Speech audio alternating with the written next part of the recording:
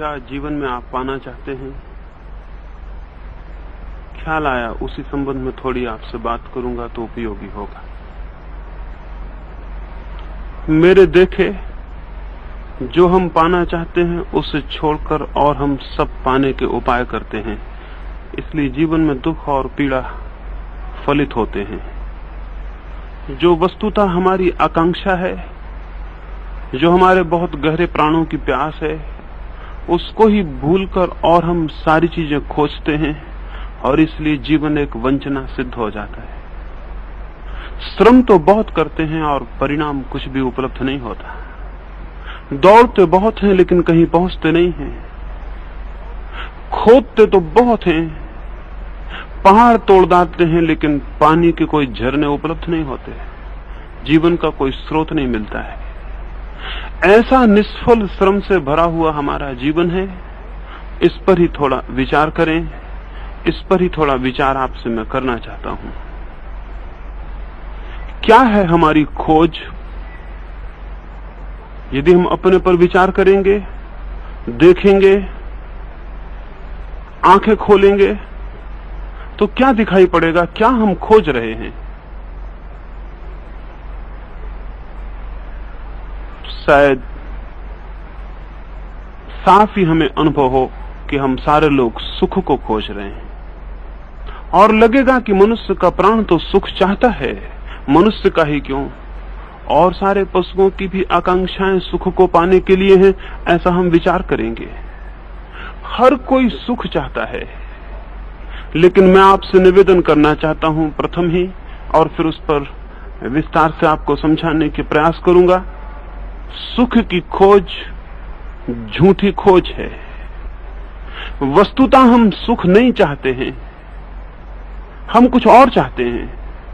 हम क्या चाहते हैं वो मैं आपसे कहूंगा, और सुख हम क्यों नहीं चाहते हैं वो भी मैं आपसे कहूंगा। लेकिन आमतौर से ऐसा प्रतीत होता है कि हम सभी लोग सुख खोज रहे हैं। ये सुख की खोज चाहे किसी रूप में प्रकट हो रही हो, धन के रूप में, यश के रूप में, पद के रूप में, और चाहे ये सुख की खोज जमीन पर चल रही हो और चाहे स्वर्ग की कल्पनाओं में, लेकिन हमारा मन जाने अनजाने सुख के लिए पागल है।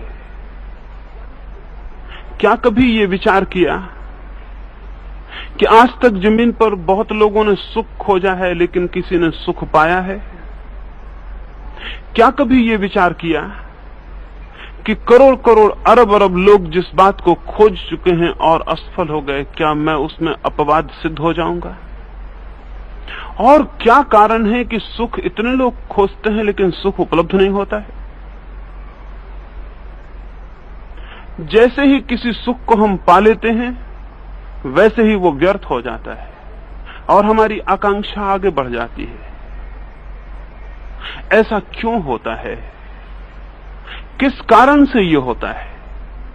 क्या सुख का स्वभाव ऐसा है कि हम उसे पाएं तो वो व्यर्थ हो जाए, या कि असलियत यह है कि सुख की खोज में हम किसी और खोज को छिपाए रहते हैं अपनी आंखों से? सुख की दौड़ में हम किसी और बात को अपनी आंखों से ओझल किए रहते हैं। कोई और है हमारी खोज, और हम सुख की दौड़ में उस खोज को भुलाए रखने का उपाय करते हैं।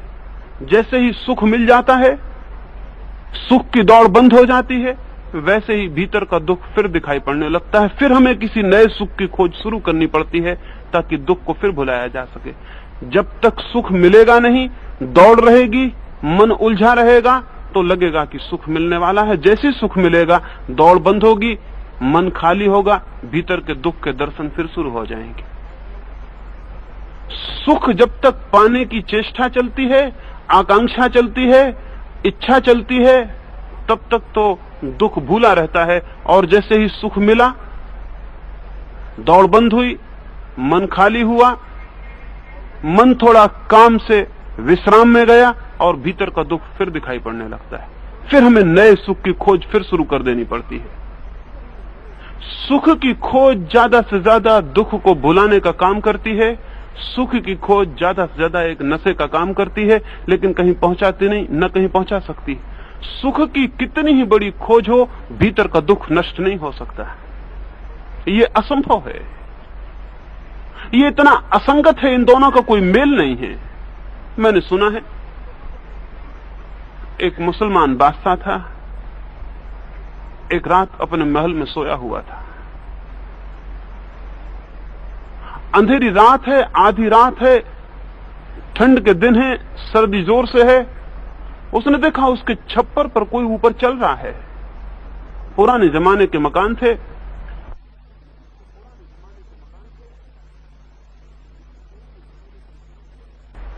वह दुख में पड़ता जाता है, और जो दुख के मिटाने को खोजता है वो सुख को उपलब्ध होता चला जाता है। क्या कारण है, क्यों हम इस तथ्य को नहीं देखते कि हमारे भीतर दुख है? आप क्यों सुख को खोज रहे हैं? निश्चित ही जब आप सुख को खोज रहे हैं, ये इस बात का प्रमाण है और सबूत है कि आप दुखी। अगर कोई आदमी दुखी नहीं है तो सुख को क्यों खोजेगा? अगर कोई आदमी निर्धन नहीं है तो धन को क्यों खोजेगा? इसलिए जो आदमी जितना ज्यादा धन खोजता हो, जानना चाहिए उतना ही गहरा वो निर्धन होगा, नहीं तो क्यों खोजेगा? जो आदमी बीमार नहीं है वो स्वास्थ्य को क्यों खोजेगा? और जो ज्यादा से ज्यादा स्वास्थ्य को खोजता हो, जानना चाहिए वो उतना ही गहरा बीमार। एक फकीर था, एक बहुत बड़े बादशाह से उसका बड़ा प्रेम था। उस फकीर के गांव के लोगों ने कहा कि बादशाह तुम्हें इतना आदर देते हैं, इतना सम्मान देते हैं, उनसे कहो कि गांव में एक छोटा सा स्कूल खोल दें। उसने कहा मैं जाऊंगा। मैंने आज तक कभी किसी से कुछ मांगा नहीं, लेकिन तुम कहते हो तो तुम्हारे लिए मांगूंगा। वो फकीर गया, वो राजा के भवन में पहुंचा। सुबह का वक्त था और राजा अपनी सुबह की नमाज पढ़ रहा था। फकीर पीछे खड़ा हो गया, नमाज पूरी की, प्रार्थना पूरी की। बादशाह उठा, उसने हाथ ऊपर फैलाया और कहा, हे परमात्मा, मेरे राज्य की सीमाओं को और बड़ा कर, मेरे धन को और बढ़ा, मेरे यश को और दूर तक आकाश तक पहुंचा। जगत की कोई सीमा न रह जाए जो मेरे कब्जे में न हो, जिसका मैं मालिक न हो जाऊं। हे परमात्मा, ऐसी कृपा कर। उसने प्रार्थना पूरी की, वो लौटा, उसने देखा कि फकीर सीढ़ियां नीचे उतर रहा है। उसने चिल्ला के आवाज दी कि क्यों वापस लौट चले? फकीर ने कहा, मैं सोच के आया था किसी बादशाह से मिलने जाता हूं, यहां देखा कि यहां भी एक भिखारी मौजूद है, और मैं तो दंग रह गया। इतनी बड़ी जिसकी मांग हो, उतना ही बड़ा वो भिखारी होगा। तो आज मैंने जाना कि जिसके पास बहुत कुछ है, बहुत कुछ होने से कोई मालिक नहीं होता। मालिक की पहचान तो इससे होती है कितनी उसकी मांग है। अगर कोई मांग नहीं तो वह आदमी मालिक है, बादशाह है, और अगर उसकी बहुत बड़ी मांग है तो उतनी बड़ा भिखारी है। इसलिए दुनिया बहुत अजीब है। यहाँ जो बहुत मांग रहे हैं, बहुत धन है और बहुत खोज रहे हैं, बहुत पद है, जानना कि भीतर बहुत निर्धन और दरिद्र होंगे, उसी को भुलाने के लिए सब उपाय कर रहे हैं, अन्यथा और कोई कारण नहीं। इसलिए दुनिया में बड़े से बड़ा धनी आदमी अपने भीतर बहुत गहरा निर्धन होता है, और बड़े से बड़े पदों पर बैठा हुआ व्यक्ति अपने भीतर बहुत दयनीय और दरिद्र होता है। और बहुत बड़ी महत्वाकांक्षा के लोग जो दुनिया को जीत लेने की आकांक्षा रखते हैं, भीतर बहुत कमजोर होते हैं और अपने को जीतने में बिल्कुल असफल और असमर्थ होते हैं। ये जो मैंने कहा, ये हमारी जो खोज है, चाहे धन की, चाहे यश की, चाहे सुख की, मूलतः तो सुख की खोज है। ये हम सुख इसलिए खोजते हैं कि वो जो हमें दुख प्रतीत होता है वो मिट जाए। लेकिन क्या ये उचित होगा? क्या ये उचित होगा कि दुख भीतर है, उसे मिटाने के लिए हम सुख खोजें? या ये उचित होगा कि दुख अगर भीतर है तो उसके कारण को खोजें, पहचानें कि कौन सा कारण है मेरे भीतर जिसके कारण मैं दुखी और पीड़ित हूं, और उस कारण को मिटाएं और उस कारण से मुक्त हो जाएं? क्या ये वैज्ञानिक होगा या पहली बात वैज्ञानिक होगी? क्या कोई बीमारी हो तो उसके कारण को खोजकर उस बीमारी को नष्ट करना होगा, या कि किसी काल्पनिक स्वास्थ्य को खोजने के लिए हिमालय और पहाड़ों पर जाना होगा। लेकिन हमें ऐसा दिखाई पड़ता है, और ये मनुष्य की बुद्धि के सबसे बड़े भ्रमों में से, सबसे बड़े झूठे तर्कों में से एक तर्क है कि जब उसे दुख अनुभव होता है तो वो सुख को खोजने लगता है। ये खोज वास्तविक न होकर, दुख को मिटाने वाली न होकर, दुख को भुलाने वाली हो जाती। और स्मरण रखें, दुख से भी खतरनाक बात दुख को भुला देना है, क्योंकि जो चीज भूल जाती है ऊपर से, वो भीतर सरकती रहती है और फैलती चली जाती। इसलिए ऊपर हम सुख को खोजते जाते हैं और भीतर दुख घना होता जाता है, और भीतर चित्त की परत पर और गहरे अचेतन और गहरे मन के कोनों में, मन के भवन के बहुत दूर के कमरों में, प्रकोष्ठों में, तलघरों में हमारा दुख फैलता चला जाता है। ऊपर हम सुख को खोजते रहते हैं, भीतर दुख घना होता जाता है। जितना ज्यादा बाहर सुख की खोज होगी, उतने ज्यादा दुख के कारण मजबूत हो जाएंगे, और भीतर दुख घना हो जाएगा और व्यापक हो जाएगा। सुख के खोजी अंत में पाते हैं कि दुख में गिर गए हैं। इसलिए मैं प्रारंभ में ही ये बात आपको कहना चाहा, इस संबंध में थोड़ी आपसे बात करूं। ये सुख की खोज एकमात्र भ्रांति है, एकमात्र अज्ञान है। सुख की खोज से दुख नहीं मिटेगा। दुख के निदान, दुख के कारण को जानने, पहचानने और मिटाने से दुख मिटेगा। तो पहली तो बात ये कि ये सुख की खोज भ्रांत है और दुख को स्पर्श भी नहीं करती है।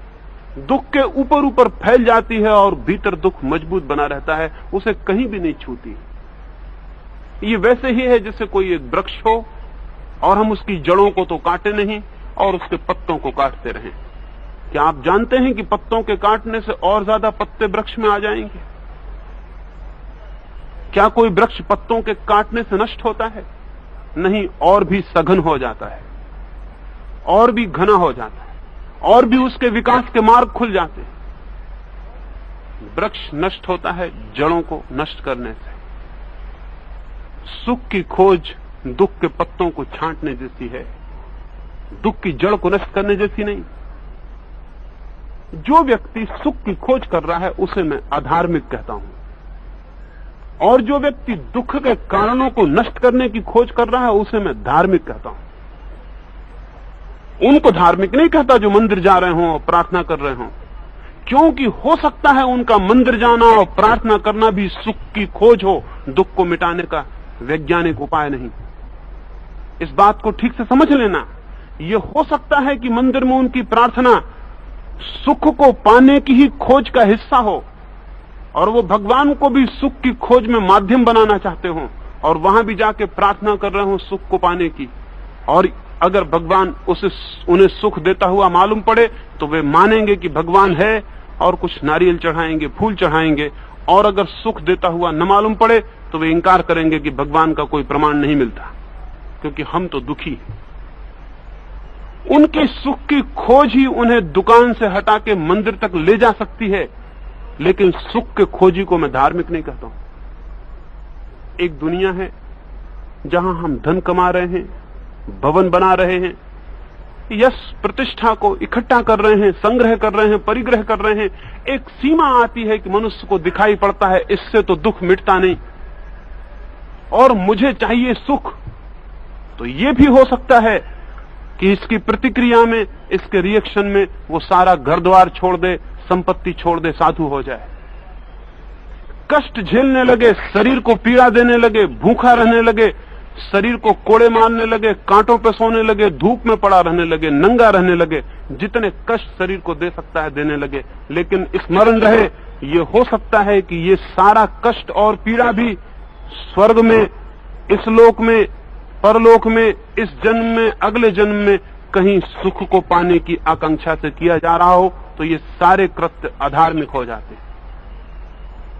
और ये तो आपको ज्ञात ही होगा, सारे धर्मों ने स्वर्ग की कल्पना की है और स्वर्ग में उन सभी सुखों की व्यवस्था की है जो यहां हमें उपलब्ध नहीं है। या जिनकी यहां वर्जना है और निषेध, ये किस बात का सबूत है? ये इस बात का सबूत है कि जो लोग इस लोक में सुख पाने में असमर्थ हो जाते हैं, उनकी आकांक्षाओं की हद नहीं है, वो परलोक में उन्हीं सुखों को पाने की कामना से फिर पीड़ित हो जाते हैं। ऐसा मुल्क है, ऐसे लोग हैं जिन्होंने स्वर्ग में कल्पना की है कि वहां शराब के झरने बहते हैं। यहां शराब निषिद्ध है। धर्म कहते हैं यहां शराब पीना बुरा है, लेकिन बड़े आश्चर्य की बात है, वे धर्म जो कहते हैं शराब पीना बुरा है, वे ही कहते हैं कि जो शराब नहीं पिएंगे वे ऐसे स्वर्ग में जाएंगे जहां शराब की नदियां बहती। ये विरोध दिखाई पड़ता है। ये समझ में आता है कि जिन्होंने यहां शराब छोड़ी है, उन्होंने इस वजह से भी छोड़ी हो सकती है कि ऐसे स्वर्ग में प्रवेश पाना चाहते हैं जहां शराब के झरने बहते हों, नदियां बहती हों। यहां जिन जिन कामनाओं को निषेध किया गया है, उन्हीं कामनाओं की परिपूर्ण तृप्ति की व्यवस्था स्वर्ग में कर दी गई है। ये सब बुभुक्षित, प्यासे और भूखे और सुख लोभी लोगों की कल्पनाओं से ज्यादा नहीं हो सकते। और इसीलिए दुनिया के जिस मुल्क में जिस तरह की बात सुख मानी जाती है, उस मुल्क के लोगों ने अपने स्वर्ग में उसकी व्यवस्था कर ली। सभी मुल्कों के स्वर्ग एक जैसे नहीं है, क्योंकि सभी मुल्कों की सुख की कामनाएं भिन्न भिन्न हैं। अगर आप तिब्बत में पैदा हो तो वहां सर्दी बहुत दुखद है, वहां ठंड बहुत पीड़ा देती है, इसलिए उन्होंने अपने स्वर्ग में उष्ण, वहां सर्दी बिल्कुल नहीं है, बर्फ बिल्कुल नहीं है, पहाड़ बिल्कुल नहीं, मैदान है। तिब्बती का जो स्वर्ग है वहां सर्दी बिल्कुल नहीं है, बड़ा उत्तप्त वातावरण है। लेकिन हमारा जो स्वर्ग है वहां शीतल हवाएं बहती हैं। ये गर्म मुल्क का स्वर्ग अलग होगा। तिब्बतियों का जो नरक है वहां बर्फ ही बर्फ है, वहां जो पड़ेगा गल जाएगा। हमारा जो नरक है वहां आग की लपटें जलती हैं, उसमें जलाया जाएगा। हम गर्म मुल्क के लोग हैं, गर्मी कष्ट देती है, हमने नरक में कष्ट की व्यवस्था कर रखी है, और शीतलता सुख देती है, तो स्वर्ग को एयर कंडीशन कर रखा है। ठंडे मुल्क के लोग हैं, उनकी कल्पना में ठंड बहुत पीड़ा दे रही है, उन्होंने अपने स्वर्ग में गर्मी की व्यवस्था कर ली है और नरक में सर्दी की व्यवस्था कर दी। ये हमारी सुख दुख की कामनाओं के प्रक्षेपण हैं, उसके ही प्रोजेक्शन हैं, उसका ही विस्तार है। हम जिन सुखों को यहां नहीं पा पाते, बहुत से लोग जो यहां पीड़ित रह जाते हैं, यहां अनुभव करते हैं कि नहीं मिलता, उससे भी वो जागते नहीं, उससे भी उन्हें ये ख्याल नहीं आता कि मेरी सुख की खोज गलत है, बल्कि ये ख्याल आता है इस संसार में सुख की खोज गलत है, उस संसार में सुख खोजना चाहिए। सुख की खोज मौजूद रह जाती है। अगर सुख की खोज के पीछे कोई सन्यास में गया हो तो वो सन्यासी भी, वो साधु भी संसारी का हिस्सा है, वो संसार के बाहर नहीं, क्योंकि उसकी खोज अभी टूटी नहीं। अभी उसे ये स्मरण नहीं आया कि सुख की खोज ही भ्रांत है, चाहे इस लोक में चाहे उस लोक में। उस लोक में तो और भी ज्यादा भ्रांत है, और भी ज्यादा, क्योंकि और भी ज्यादा कल्पना की बात हो गई। हम कल्पना में उन्हीं बातों की व्यवस्था कर लेते हैं जो हमारे भीतर कहीं हमारे चित्त को पकड़े रहती हैं। मैंने सुना है एक घर में एक कुत्ते और बिल्ली दोनों का आवास था। दोनों साथ साथ रहते थे तो मैत्री हो गई थी। एक रात दोनों सोए, सुबह उठे तो बिल्ली बहुत प्रसन्न थी, उसकी आंखों में बड़ा रोष था, बड़ी अकड़ के चल रही थी। तो कुत्ते ने पूछा बात क्या हो गई? उस बिल्ली ने कहा रात तो गजब हो गया, वर्षा आने को है, बादल घिर गए हैं। रात मैंने क्या देखा? रात मैंने देखा कि इस वर्ष वर्षा में पानी की वर्षा नहीं हो रही, बल्कि चूहे बरस रहे हैं। उस कुत्ते ने कहा ना समझ मूर्ख बिल्ली, जब देखती गलत बात देखती। कभी ऐसा हुआ है? जब भी वर्षा होती है तो साथ में हड्डियां बरसती हैं। चूहे आज तक न कभी बरसे हों न कभी बरस सकते। कुत्ते के स्वर्ग में हड्डियां होंगी, बिल्ली के स्वर्ग में चूहे होंगे। बिल्ली के सपने में वही होगा जो उसका सुख है, कुत्ते के सपने में वही होगा जो उसका सुख है। क्या आपको पता है स्वर्ग में जिन लोगों ने अप्सराओं की व्यवस्था कर रखी है और उनके अंग अंग का वर्णन किया है, क्या ये वही लोग नहीं होंगे जो स्त्रियों से यहां अतृप्त रह गए? क्या ये सच्चाई नहीं है भीतर? क्या ये मनस्शास्त्र इतना भी नहीं समझ सकता? क्या हम इतने अंधे हैं कि ये भी नहीं जान सकते कि जिन्होंने स्वर्ग में अप्सराओं के अंग प्रत्यंग की बड़ी बड़ी सुंदर सुंदर कल्पना की है और एक एक अंग का वर्णन किया है, ये लोग वे ही होंगे जो स्त्री से यहाँ अतृप्त रह गए हैं और स्त्री की कल्पना वहां तक चली गई। क्या आपको ये पता है, स्वर्ग में अप्सराएं कभी वृद्ध नहीं होती, सदा युवा रहती, चिर युवा रहती। क्या आपको पता है कि स्वर्ग में कल्प वृक्ष होते हैं जिनके नीचे बैठते ही सब कामनाएं पूरी हो जाती। जो धर्म कहते हैं सब कामनाएं छोड़ दो, वही धर्म कहते हैं कामना छोड़ने वाले लोगों को स्वर्ग मिल जाएगा जहां कल्प वृक्षों के नीचे बैठ के सारी कामनाएं तृप्त हो जाती। ये सब सुख का ही विस्तार है, ये कोई धर्म की खोज नहीं है, ये कोई वास्तविक जीवन की दिशा नहीं है। और इस अर्थ में सारे दुनिया के धर्मों ने उन लोगों को जो उनकी बातों को मानेंगे स्वर्ग की व्यवस्था दे दी है, और उन लोगों को जो उनकी बातें नहीं मानेंगे नरक की व्यवस्था दे दी। जो उनकी बातों को मानेंगे उनको सुख का आयोजन है, और जो नहीं मानेंगे उनके लिए दुख की बड़ी व्यवस्थाएं।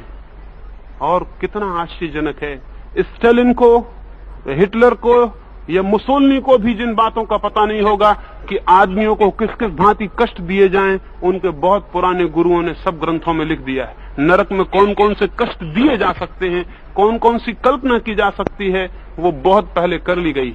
अभी बाद में फैसिस्ट मुल्कों में आदमियों को परेशान करने की बहुत इजाजतें निकाली।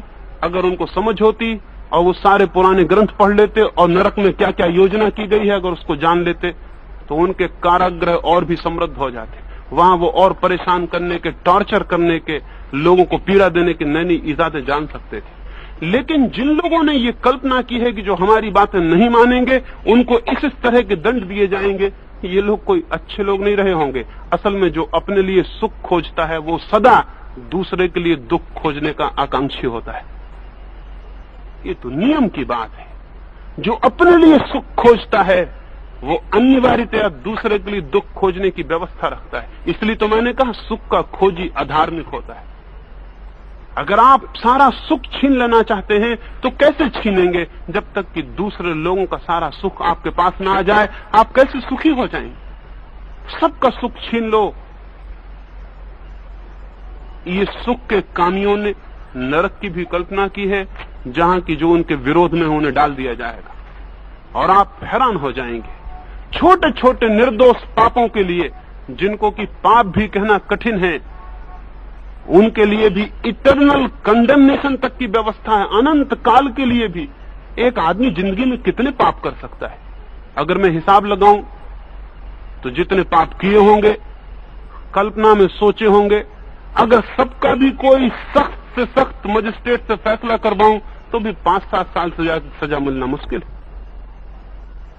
10-5 साल की सजा होगी, 100 साल की सजा होगी, लेकिन इटर्नल कंडेमनेशन, अनंत काल तक नरक में पड़े रहना, जरूर किन्हीं दुष्ट मनों की, किन्हीं बहुत वायलेंट, किन्हीं हिंसक मनों की ये कल्पना है। लेकिन जो आदमी भी सुख की खोज करता है वो आदमी हिंसक होता ही है, क्योंकि उसके भीतर होता है दुख, उसके भीतर होती है परेशानी, उसके भीतर होती है अशांति, और सुख की वो खोज करता है, लेकिन भीतर इतना बेचैन, अशांत, परेशान और दुखी होता है कि वो कभी किसी दूसरे को सुख में नहीं देख सकता। दूसरे को सुख में देखना उसे कठिन हो जाएगा। वो तत्क्षण दूसरे के सुख को मिटा देना चाहेगा, चाहेगा कि मुझे सब मिल जाए और से सबका सब छिन जाए। ये जो दौड़ है, क्राइस्ट को जिस दिन सूली दी गई उस दिन उनके सारे शिष्य उनके पास इकट्ठे थे, और उन शिष्यों ने क्राइस्ट से पूछा कि ये खतरा मालूम होता है कि शायद आप पकड़ लिए जाएं और आपको सूली दे दी जाए, तो कृपा करके ये तो बता दें कि हमने जो आपके साथ इतनी तकलीफें सही, मरने के बाद स्वर्ग में हमारे पद प्रतिष्ठा क्या होगी? आपको पता है, ये क्राइस्ट से उनके शिष्यों ने पूछा कि अब आप कल अगर मर गए तो कम से कम इतना तो आश्वासन दे दें कि जब आप मर जाएंगे और जब हम भी मर के स्वर्ग में आएंगे तो कौन कहां बैठेगा, परमात्मा के आसपास किसकी क्या व्यवस्था होगी, किसका क्या पद होगा। ये कैसे लोग रहे होंगे, और क्राइस्ट के मन को कैसा नहीं लगा होगा, कैसी दया नहीं आई होगी। कैसे पागल लोग जो कहते हैं हमने इतना छोड़ा, हमने इतना खोया, आपके पीछे इतनी तकलीफ उठाई, वो जो आदमी गहरी भूख से मर रहा है, उपवास कर रहा है, शरीर को कष्ट दे रहा है, ऐसे फकीर हुए हैं, शरीर को कोड़े मार रहे हैं जिंदगी भर, क्योंकि ये ख्याल है कि शरीर को जितना सताओगे परमात्मा उसके प्रतिफल में उतना ही परलोक में सुख देगा। ये सब सुखवादी हैं, ये सब मेटीरियलिस्ट हैं, ये सब हेडोनिस्ट हैं, ये सब के सब सुख की खोज कर रहे हैं, ये उस जगत में सुख की व्यवस्था करने के लिए तकलीफ झेल रहे हैं। ये तकलीफ वास्तविक नहीं है, ये तपश्चर्या झूठी है। तपश्चर्या तभी वास्तविक है जब वो सुख की खोज के लिए ना हो, बल्कि दुख के मूल कारण मिटाने के लिए हो, जब वो दुख के भीतर से मूल कारण नष्ट करने के लिए हो। तो सबसे पहली जरूरत तो ये है कि हम ये जान लें और ये पहचान लें कि चाहे इस लोक में चाहे परलोक में सुख की जो आकांक्षा है वही भटकाने वाला तत्व है, वही भ्रांत दिशा में ले जाने वाला ख्याल है। और क्यों है भ्रांत दिशा में ले जाने वाला? भ्रांत दिशा में ले जाने वाला इसलिए नहीं है कि दूसरों ने कहा है, शास्त्रों ने कहा है, आगमों ने कहा है, गुरुओं ने कहा है, इसलिए नहीं। अगर आप खुद ही अनुभव करें, विचार करें, तो आपको दिखाई पड़ेगा सुख कहीं भी ले जाने में समर्थ नहीं। कभी आप कल्पना में विचार करें, जो भी सुख आपने पाना चाहा है, अगर उसे पा लें तो फिर क्या करेंगे? फिर क्या होगा? फिर उसके बाद बात खत्म हो जाएगी। ययाति का उल्लेख है, पुरानी कहानी है। ययाति 100 वर्ष का हो गया था, मरने को हुआ। एक पुराना राजा था, और काल्पनिक कथा होगी। मरने को हो गया, मौत करीब आ गई। ययाति ने कहा, ये क्या? से हम सुख की खोज मान के चलते हैं, कभी कोई उपलब्धि नहीं हुई है, न हो सकती है। न हो सकने का कारण है, पहली बात, जो आदमी सुख को खोजता है, जैसा मैंने कहा, उसके भीतर दुख तो बना ही रहता है, वो तो कहीं जाता नहीं। सुख उसे छूता भी नहीं। सुख की नई नई झलक विलीन हो जाती है, दुख फिर खड़ा हो जाता है। इसलिए सारी दुनिया में सुख के जो पागल हैं, वो नए से नए सेंसेशंस की, नई से नई संवेदनाओं की खोज करते हैं, नई से नई संवेदनाओं की खोज करते हैं। और यही कारण है कि विज्ञान ने बहुत सी नई संवेदनाएं खोज दी हैं, जिसको हम सुख की संवेदनाएं कहें। और यही कारण है कि विज्ञान और ये स्वर्गवादी धार्मिक जो है विरोध में पड़ गए। 2 तरह के सुखवाद हो गए दुनिया में, दोनों में झगड़ा शुरू हो गया। और लोग विज्ञान के सुखवाद की ओर जल्दी झुक गए, क्योंकि परलोक की रोटी का क्या विश्वास, इस लोक में जो रोटी मिलती है वो ज्यादा विश्वस्त है, असंदिग्ध है, उस पर शक नहीं किया जा सकता। जब तक दुनिया में विज्ञान नहीं था, धर्म का, ये तथाकथित धर्म का, ये जो स्वर्ग और नरकवादी धर्म है, ये जो सुख की विश्वास दिलाने वाला धर्म है कि जो ऐसा करेगा उसे सुख मिलेगा और जो ऐसा नहीं करेगा उसे दुख मिलेगा, ऐसा जो धर्म है जिसका प्रलोभन और भय से नाता है, जो प्रलोभन देता है कि ये सुख देंगे तुमको, इस तरह का जीवन जियो, तो जो सुख पाने के आकांक्षी हैं उस तरह का जीवन जीने को राजी हो जाते। इस तरह का जो धर्म है विज्ञान का जब तक जन्म नहीं हुआ था, अकेला था, सारी दुनिया धार्मिक मालूम पड़ती थी। फिर एक नया प्रतियोगी पैदा हुआ इधर 300 वर्षों में, और विज्ञान ने कहा, छोड़ो स्वर्ग की बकवास, हम यहीं बनाए देते हैं। छोड़ो अप्सराओं की फिक्र, हम अप्सराएं यहीं जमीन पर खड़ी किए देते हैं। छोड़ो ये फिक्र, हम यहीं भवन बनाए देते हैं जो कि सुखद होंगे।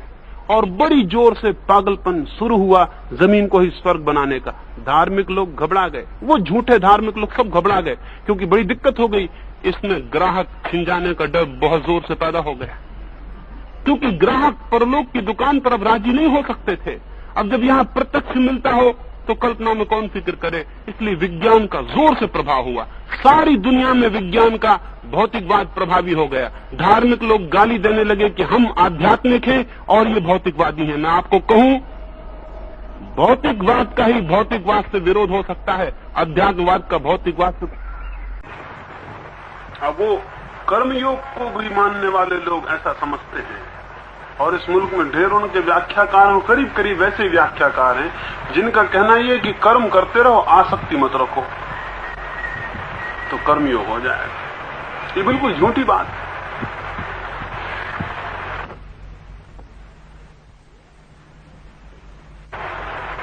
अब मेरा कहना यह है कि कर्म में आसक्ति रखना और अनासक्ति रखना आपके बस की बात नहीं है। अगर आपको आत्मज्ञान थोड़ा सा है, तो कर्म में अनासक्ति होगी, अगर आत्म अज्ञान है तो कर्म में आसक्ति होगी। यानी आसक्ति रखना और न रखना आपके हाथ में नहीं है।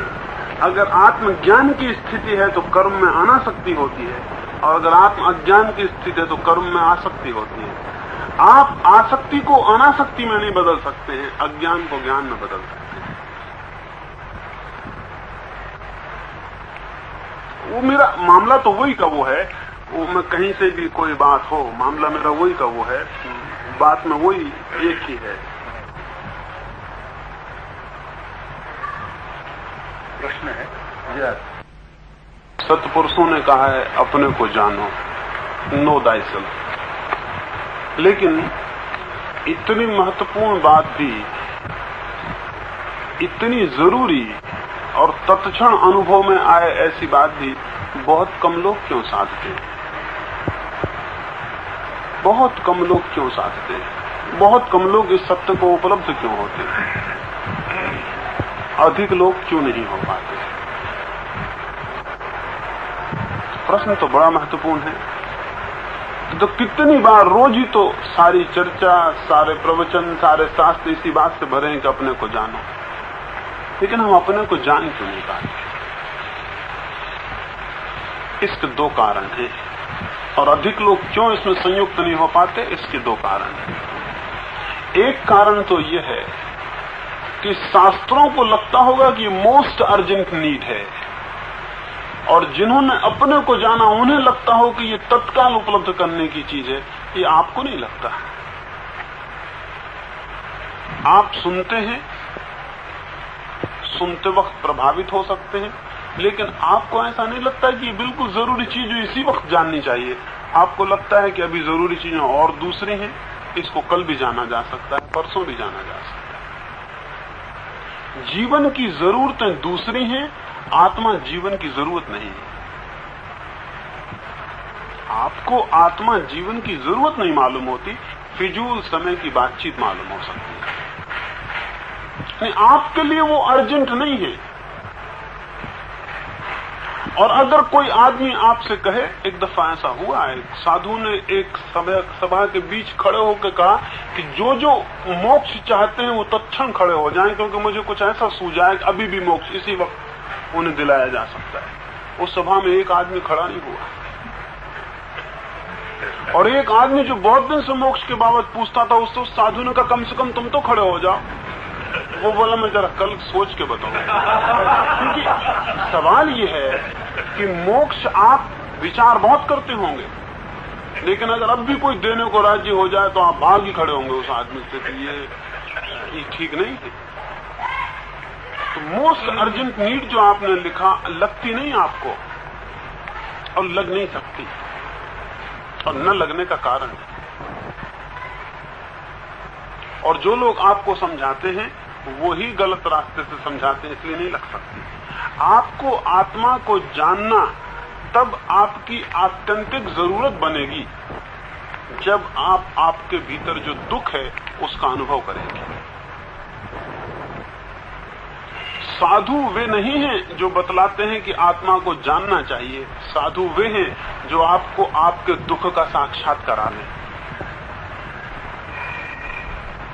अगर आपको अपने भीतर अपने दुख का पूरा साक्षात हो जाए, अपनी पूरी इस दुखद स्थिति का और मृत्यु से घिरे हुए जीवन का अनुभव हो जाए, आपको ज्ञात हो जाए कि आप किस फिसलती हुई रेत पर खड़े हैं, और आपको ज्ञात हो जाए कि किन कागज की नावों में आप समुद्र में यात्रा करने निकल पड़े हैं, अगर आपको नीचे पता चल जाए कि सब निराधार है और अधर में लटके हैं, उस घबराहट में पहली दफा आपको आत्मा जाननी है, इसकी अर्जेंट नीड पैदा होगी, उसके पहले नहीं हो सकती। आप जिनके पास जाते हैं, जिनसे समझते हैं, वो जरूर कहते हैं कि आत्मा को जानो, आत्मा को जानना बहुत जरूरी है। आत्मा को जानना बिल्कुल जरूरी नहीं हो सकता जब तक कि आप उस दुख को न जान लें, उस पीड़ा को न जान लें, उस परेशानी को न जान लें जिसका उपाय आत्मा को जानना है, यानी जिसको मिटाने का उपाय आत्मा को जानना है। तो आप ये जो सुन लेते हैं जाके आत्मा को जानना वगैरह, बजाय इससे आपको दुख का साक्षात होने के, आपके दुख से पलायन होता है। यानी मेरा कहना है कि धार्मिक आप तब बनेंगे जब आपको दुख का साक्षात होगा। और अभी आप धार्मिक इसलिए बने फिरते हैं कि किसी भांति दुख का साक्षात ना हो जाए। अभी आप तरकीबें निकाले हुए हैं। आप सुन लेते हैं कोई कहता आत्मा अमर है, बड़ा अच्छा लगता है क्योंकि मरने से बचना चाहते हैं, मरना नहीं चाहते। डर लगता है मृत्यु का, तो आत्मा की अमरता अच्छी मालूम होती है। आत्मा की अमरता दो तरह से मालूम हो सकती है। एक तो उनको जो मर के देखेंगे, और एक उनको जो मरना नहीं चाहते, वो मरने से बचना चाहते हैं। जो मरने से बचना चाहते हैं और आत्मा की अमरता को मान लेते हैं, वे कभी ना जान सकेंगे। उनके लिए कोई जरूरत नहीं है। उनके लिए एक एस्केप है, एक पलायन है, एक बचाव है। जो मरने की हिम्मत करेंगे, जो जीते जी मरने की हिम्मत करेंगे, कल या परसों में इसके बाबत चर्चा किया हूं आपसे, जो जीते जी मरने की हिम्मत करेंगे। सारा योग मरने की हिम्मत है। मरने की हिम्मत, उस सब को छोड़ देने की जिसे हम जीवन समझते हैं, उस सब से हटते जाने की जिसे हम जीवन समझते हैं, और उसमें डूबते जाने की जिसे दुनिया मृत्यु समझती है। सन्यासी का नाम इसीलिए पहले बदल देते थे क्योंकि हम मान लेते थे वो आदमी मर गया। उसका दूसरा नाम रखने की जो परंपरा बनी, वो इसलिए बनी कि वो आदमी मर गया जिसे हम जानते थे, ये दूसरा आदमी है, इसको दूसरा नाम देते थे। उसने सब तोड़ लिया अपना, वो सब जो वो जानता था कि जीवन है, वो मर चुका है। और जो मुर्दे के संस्कार करते थे वही सन्यासी के भी करते थे। उसका सिर मूंड देना, उसे चिता के पास लिटा देना, उसे मरा हुआ घोषित कर देना, उसको नया नाम दे देना। ये तो औपचारिकता थी, लेकिन मूल बात इतनी थी कि आदमी मर गया। वो जिस चीज को जीवन समझता था, अपने को उसने अलग कर लिया। इतना साहस जिसमें हो तो उसे दुख का बोध होगा, पीड़ा, परेशानी, भीतर इतनी एंग्विश का अनुभव होगा। आप इतने विक्षिप्त होने लगेंगे, इतने घबरा जाएंगे भीतर देख के, वो घबराहट आपको पकड़ ले। तब आपको प्यास उठेगी कि मैं आत्मा को जानूं, क्योंकि उसको जाने बिना इस घबराहट से छुटकारे का कोई उपाय नहीं होगा। अब कोई आपको समझाए कि पानी बहुत जरूरी है, बहुत जरूरी है, शास्त्र लिख डाले, समझा डाले, आप कहेंगे भाई आप तो बहुत कहते हैं पानी बहुत जरूरी है, लेकिन हमको तो उसको खोजने की कोई इच्छा पैदा होती नहीं। पानी की जरूरत से पानी खोजने की इच्छा पैदा नहीं होती, प्यास से पानी खोजने की इच्छा पैदा होती। और आत्मा को जानना बहुत अच्छा है, बहुत कीमती, इससे प्यास पैदा नहीं होती। वो पीड़ा का अनुभव होगा तो प्यास होगी। तो धर्म कुछ गलत रास्ते पर गया है। पंडित आपको आत्मा अमर है, आत्मा को जानना चाहिए, ये समझाते। संत जो थे, सत्पुरुष जो थे, वो ये नहीं समझाते थे। वो आपको आपकी पीड़ा का और दुख का दर्शन कराते हैं। वो आपकी स्थिति क्या है वास्तविक, इसमें आपको प्रवेश देते थे। उस स्थिति में जो घबराहट होती थी, आप पूछते थे इस घबराहट से मैं कैसे मुक्त हो जाऊं, कैसे इसके बाहर हो जाऊं, कैसे ये विसर्जित हो जाए। तो आप में प्यास पैदा होती है। यानी प्यास आत्मा के समझाने से पैदा नहीं होती, प्यास आपके भीतर जो दुख की स्थिति, जो नरक मौजूद है, उसको जानने से पैदा होती। वो अगर हो तो बराबर हो सकता है। जिस साधु के पास से आप तृप्त और संतुष्ट लौटे, समझना वहां जाना व्यर्थ है। और जिसके पास से जाके आप अपने दुख के बोझ से भर के असंतुष्ट, पीड़ित तो प्यासे होकर लौटे, समझना वहां जाना सार्थक हुआ। उससे पैदा होगी कोई बात। फिर कभी इस पे चर्चा करेंगे, और भी बहुत बातें पूछी हैं, कभी इस पे बात करेंगे। तो वो कोई अर्थ के नहीं रह जाते, क्योंकि मैं वही समझा रहा हूँ, मैं वही समझा रहा हूँ, वही समझा। कोई खास मूल्य नहीं, कोई खास मूल्य नहीं। मैं आपको, अगर आपकी चित्त की स्थिति परिवर्तित हो जाए, आपका असात्विक भोजन अपने आप छूटना शुरू हो जाएगा। यानी मेरा कहना है, असात्विक भोजन वो है जो शांत व्यक्ति न कर सके। अब मेरी जो परिभाषा है, असात्विक भोजन वो है जो शांत व्यक्ति न कर सके। सात्विक भोजन वो है जो शांत व्यक्ति कर सके। ऐसा हुआ, मेरे पास एक वकील हैं, मांसाहारी हैं, वो मेरे पास आते थे। मैंने उनसे कई दफा कहा कि आप कभी ध्यान के लिए आए। एक ध्यान का शिविर था, वो बोले कि मैं आऊं तो मुझे यही डर लगता है कि जरूर आप वहां ये समझाएंगे कि मांस और शराब ये छोड़ देना चाहिए। ये मैं तो नहीं छोड़ सकता। अगर आप ठीक समझें कि ये चलते हुए ध्यान चल सके, मेरे जीवन को तो आप न छुएं, वो जैसा है रहने दें, और ध्यान चल सके तो मैं जरूर आऊं। मैंने कहा मैं तो किसी के जीवन को नहीं छूता, वो जैसा है, आप जैसे हैं वैसा चल रहा है, जब तक आप वैसे हैं वैसे ही चलेगा। मैं उसे बिल्कुल नहीं छूता। आप जो करते हो बिल्कुल किए चले जाएं, मुझे उससे कोई मतलब नहीं है, मुझे तो आपसे मतलब है। आप आ जाएं। वो आए, उन्होंने 7 दिन प्रयोग करते थे, फिर 3 महीने तक उन्होंने सतत प्रयोग किया। 3 महीने के बाद उन्होंने मुझसे आके कहा कि आपने मुझे धोखा दिया। आपने कहा मैं आपके जीवन को नहीं छूऊंगा, लेकिन मेरा जीवन सब गड़बड़ हो गया। मैंने उनसे कभी बात नहीं की उनके शराब और मांस के बाबत, लेकिन उनके चित्त में जो शांति का आगमन शुरू हुआ, वो मुझसे बोले कि मैं हैरान हूं अभी ये सोच के कि मैं मांस कैसे खाता रहा। ये मुझे ख्याल नहीं आता कि मैं मांस खाता रहा। यानी मुझे कल्पना नहीं पड़ती कि मैं खाता रहा, और मेरे लिए असंभव हो गया। चित्त शांति में जो भोजन आप ले सकें वो सात्विक आहार है। यानी सात्विक आहार से चित्त शांत नहीं होता, चित्त शांत हो तो सात्विक आहार हो जाता है। और असात्विक आहार से चित्त अशांत नहीं होता, चित्त अशांत होता तो असात्विक आहार की इच्छा पैदा होती।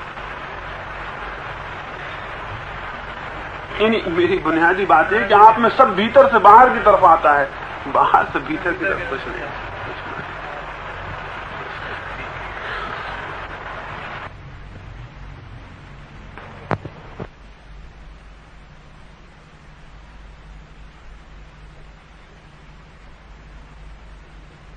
के बाबत नहीं सोचता, सोचने की कोई जरूरत नहीं, लेकिन भूखा आदमी सोचे।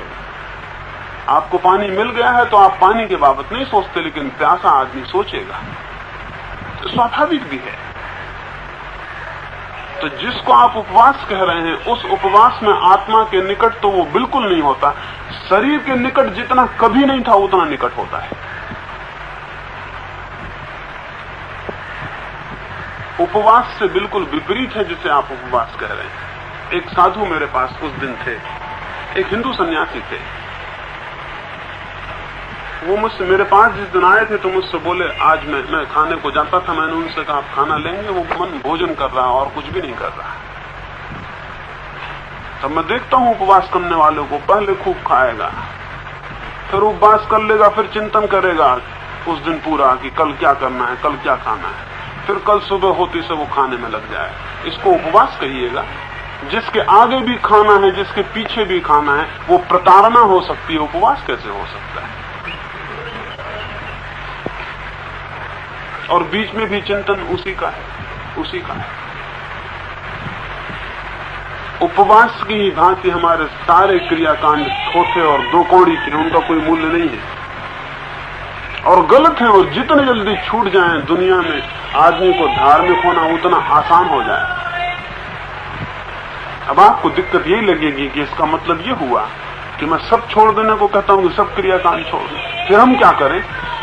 मैं आपको सच में कुछ करने को नहीं कहता, मैं तो आपके भीतर जो आप हैं उसको अज्ञान से ज्ञान की तरफ जागृत करने को कहता हूं। वो जितना जागरण की तरफ होगा उतना ही आप पाएंगे कि जीवन में बाहर अपने आप परिवर्तन होते चले जा रहे हैं। यही मेरी एम्फेसिस और जोर है। अब इसे अगर ऊंची बात समझ के टाल लें तो बात अलग है। कई दफा यूं होता है कि हम बहुत सी बातों को ऊंची इसलिए कह देते हैं कि करने से डरते हैं और करने से बचना चाहते हैं, एक एस्केप, एक पलायन खोजना चाहते हैं कि बड़ी ऊंची बात है, इसे छोड़ो। और मैं इस संदर्भ में आपको कहूं कि महावीर को हमने भगवान बना दिया, क्राइस्ट को ईश्वर पुत्र बना दिया, मोहम्मद को पैगंबर बना दिया, कृष्ण को स्वयं भगवान का अवतार बना दिया। इसके पीछे आदर कम है, इसके पीछे तरकीब ज्यादा है। हमने एक तरकीब खोज ली कि हम सामान्य लोग हैं, ये सब ईश्वर भगवान तीर्थंकर बड़े बड़े लोग हैं, ये जो कर सकते हैं हम कैसे कर सकते हैं।